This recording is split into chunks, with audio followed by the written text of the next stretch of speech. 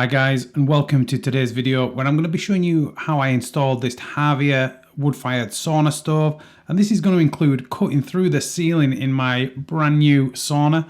So first things first, we're going to measure for the outlet here on the stove itself, and this is going to give us the center of the chimney, which we're going to transfer up onto the ceiling. So this is around 400 millimeters off each wall. That's giving us plenty of clearance for the stove itself, and as you can see, I've transferred the marks onto the ceiling, and that little cross there is going to give us the exact center of where the chimney needs to be going through the roof. Okay, so to get started with this, I'm going to start drilling a hole through. This is a pilot hole with, I think this was a 10 mil or perhaps an 8 mil wood bit, which went all the way through. It was long enough to go right the way up out of the roof. And as you can see, this has made a hole in my lovely, fully watertight rubber roof, which was actually quite a scary point. But, you know, it is going to get a little bit worse, I'm going to be honest, because the hole that we are actually cutting here is going to be much bigger. Not only is this going to be wide enough to get the chimney through, it's also going to be wide enough to have an additional 150 millimeters all the way around to accommodate this insulation donut here that I'm just going to be marking around on the roof. So firstly, I'm going to mark around this, then I'm going to make it a tiny bit wider, and following that, I'm going to use the jigsaw to cut through the roof, and then also following that I'm going to cut through the ceiling. So this was extremely daunting. Obviously I've already made a hole in the rubber roof, which does already compromise it somewhat, but this massive hole definitely means that this roof is not going to be waterproof, at least not for the foreseeable future until we reseal it. Anyway, once this was cut out, I removed the excess insulation, pushed it back into the void there, and just sort of stuffed it back in to fill it back up. Then I checked the insulation donut, which I was very happy with. And then I can move on to marking down with this square here. I just used the hole itself to mark down, and that gave me a point where I could drill through, so I could come through the ceiling, and then I could transfer the circle here onto the underside of the ceiling. And again, I'm going to cut out of my lovely alder cladding ceiling here. Cladding provided by Aqualine, by the way, fantastic company that helped me with a lot of the sauna materials on this project. I'll leave a link to them in the description. But yeah, again, very daunting. You know, this is obviously took me quite a while to do. It looks very nice, and I'm cutting a big hole in it. But it all went quite well. So following this, I can start installing the chimney itself. And I'm using a fire cement here. This is the type of thing that you would use on an indoor stove. So for example, a wood-fired stove or a mixed fuel coal wood burner, and this sets really hard. It can withstand really high temperatures, so this is going to seal the chimney in place. So once I've got that lathered around it, I'm just going to spread it around with my finger. That's going to go off in a couple of hours, and that is pretty much fully installed the bottom section of the chimney now. Following that, my brother came to give me a hand, which I'm always very grateful when I can get some help on this type of project. And this was really something that I would have struggled on my own, because I needed somebody down at the bottom to make sure that this was getting slotted into the other part of chimney properly.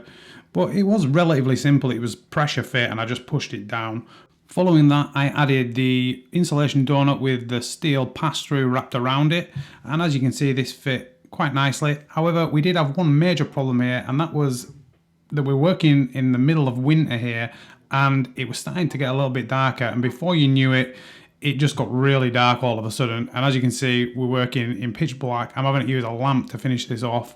What's more, it started raining, so we were getting a lot of moisture on the roof, and this wasn't even the end of the problems, because little did I know that the battery on my camera was slowly running out. So this eventually ended up cutting out, and unfortunately I didn't manage to show myself fitting the rubber boot. So unfortunately I'm gonna have to show you this the day after, once it was fitted, but I can explain how this worked. Basically, this just pulled over the top of the chimney.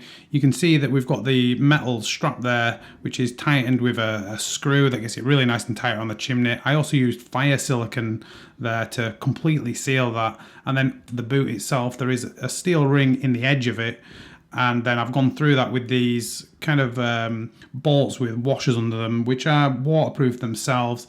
There is also a full small tube of silicone underneath the boot itself. You can actually see it around the edges where I've smoothed it off. But essentially at this point, this is fully waterproof. I do apologize that I couldn't actually show you fitting it. It was A mistake on my part. I just really didn't know the camera was going to run out at that point, so it's a shame, but I think it's quite self-explanatory, and you can see how this looks once it is fitted. Also, if we look inside, you can see how this is looking in the roof cavity itself. There are a few things that I want to do in here. I want to seal this up thoroughly. I don't want any moisture to be able to get into the roof space, so I do need to add a few noggins here. This is going to help for the pass-through to kind of have something solid to run up against, so it can be nice and snug.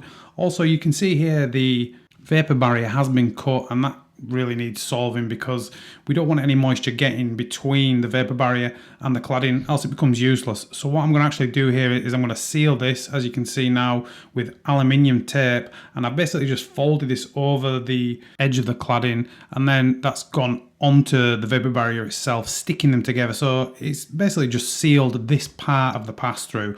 Obviously there's going to be a little bit more work to fully seal this, but you can see I've added those noggins in, I've done the silver tape, so I can move on to now actually adding some additional sealant, and then following this I'm going to put the actual steel pass-through in place. So the sealant that I'm using here again is fire silicon. This is from a company called Vicus.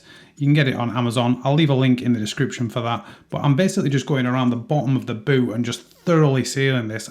So this has been sealed from outside and inside. I'm also adding a little bit onto the noggins there just to act as an adhesive to help stick the pass-through in place once it goes off. This is already quite snug anyway, but that's just going to add a little bit of extra grab just to stop this dropping down, you know, while we're fitting it in place.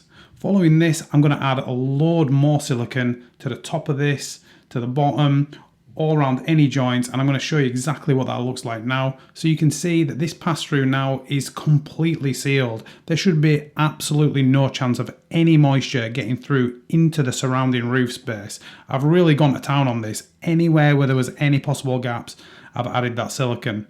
After this, I've put the insulation donut in place, so this is just slid up inside that pass-through, and then I'm just adding a decorative roof covering here, and this was very easy to install. You just kind of slotted it over, and I fixed it just by hand manually with a hand screwdriver. I just felt this would be a lot better than doing it with an impact driver or a drill.